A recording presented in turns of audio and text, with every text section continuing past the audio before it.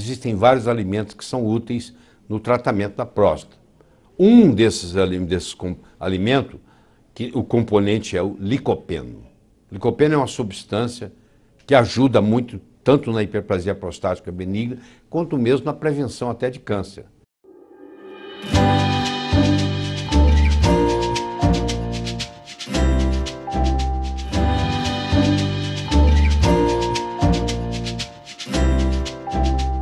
Olá, tudo bem?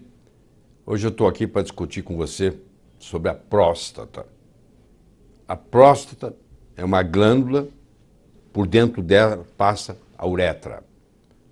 A próstata normal, no jovem, ela tem mais ou menos em torno de 20 gramas. Mas um dos problemas que o homem enfrenta é a chamada hiperplasia prostática benigna, que essa próstata começa a aumentar de tamanho.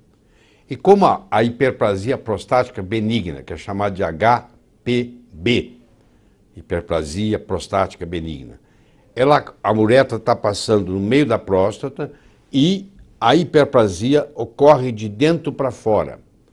Então, quando você tem um aumento no tamanho da próstata, você começa a ter problemas de micção. Você começa a ter dificuldade para urinar.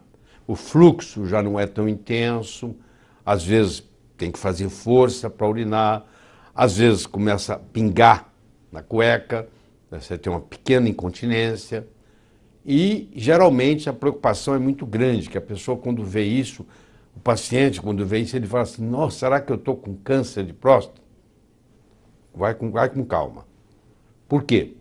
Porque se tem muita sintomatologia, geralmente não é câncer. Porque você quer saber qual o principal sintoma do câncer de próstata? Você acha que seria interessante você ficar sabendo qual o principal sintoma de câncer de próstata? Pois é, eu vou dizer para você. O principal sintoma de câncer de próstata é não ter sintoma. É silencioso. Por que o câncer de próstata não dá sintoma? Quando você descobre, você já tem.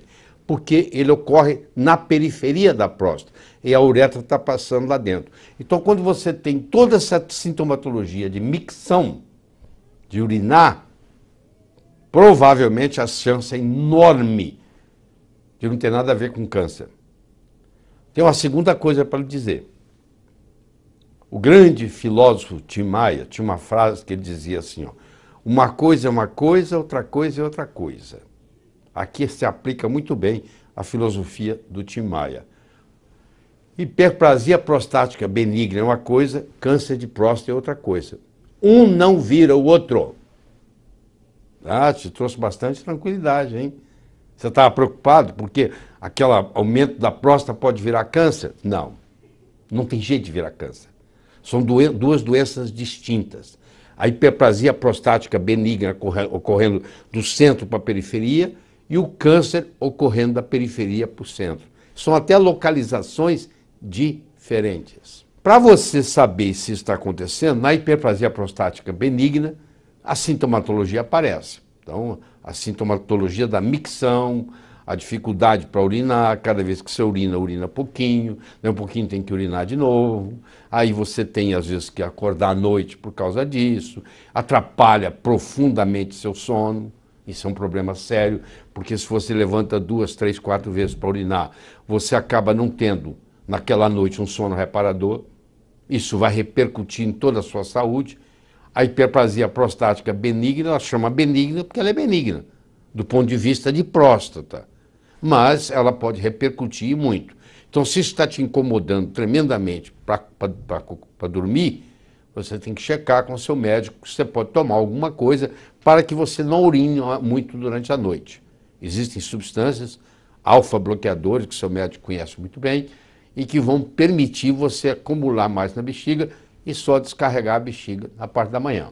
Deixa eu falar para você agora de um exame que, na minha opinião, um dia vai sair do mercado, que se chama PSA, que é o antígeno prostático específico, que tem uma gradação, você pode ir de 0 a 4, de 4 a 10, acima de 10. Tem significados diferentes, mas nós não vamos entrar nessa conversa aqui. Eu só gostaria de dizer para você que existem vários fatores que aumentam o PSA. Por exemplo, se você cavalgar, fizer equitação, se você teve relação sexual, se você andou de bicicleta, se você fez uma ginástica intensa, se você correu uma maratona, tudo isso contribui para aumentar o PSA. Então, o PSA, ele tanto aumenta no caso da hiperplasia prostática benigna, quanto ele aumenta no caso do câncer. Então, geralmente tem uma dificuldade, aumentado, será que é câncer, será que não é? E a pessoa fica apavorada e começa a fazer biópsias. Eu quero que você entenda o que é a biópsia. A biópsia é o seguinte, vai fazer mais ou menos uns 18 furinhos na cápsula da sua próstata e vai ver se ali tem alguma coisa. Eu quero fazer uma analogia aqui para você. Você imagine que eu tenho um lago e que eu crio carpas nesse lago. E você vai me visitar e eu vou mostrar para você que eu crio carpas, porque a água está escura. Eu jogo uma rede e quando eu puxo a rede não tem carpa nenhuma na rede. Significa que não tem carpa no lago? Não, não significa nada, porque o peixe não foi pego na rede, não estava naquele lugar. A mesma coisa acontece com a biópsia de próstata, porque quando você faz uma biópsia de mama, o problema da mama tem um nódulo. Você vai pela ultrassonografia e faz a biópsia no nódulo. Só que a próstata não tem nódulo. Então eu não tenho um parâmetro para dizer aqui que eu vou biopsiar. Eu vou fazer 18 biópsias, tem suas complicações. Procure no Dr. Google, você vai ver, tem gente que fica internado por um mês depois de uma biópsia de próstata, tá? Porque às vezes pode sangrar. E quando vem negativo, não é garantido também que não tenha nada. Porque você jogou a rede, não pegou peixe, não significa que o lago não tenha peixe. Simplesmente o peixe não caiu na rede. Você fez a biópsia, mas se você está fazendo a biópsia de um lado e o câncer está do outro lado, você não vai pegar. Então você tem que levar isso em consideração na hora que você vai decidir se você quer ou não fazer a biópsia. E o problema maior do câncer de próstata, que a preocupação maior é a metástase, é espalhar. Tem estudos na literatura mostrando que a biópsia, furar a cápsula da próstata, contribui no processo de metástase. Mas deixa eu dar para você dois parâmetros importantes. Primeiro, que só 7% dos cânceres de próstata vão ter metástase. Então a chance de você morrer com ele, mas não por causa dele, é muito grande. Então uma pessoa que tem câncer de próstata, ela pode morrer com câncer de próstata, mas não por causa do câncer de próstata, porque a chance de metástase é de apenas 7%.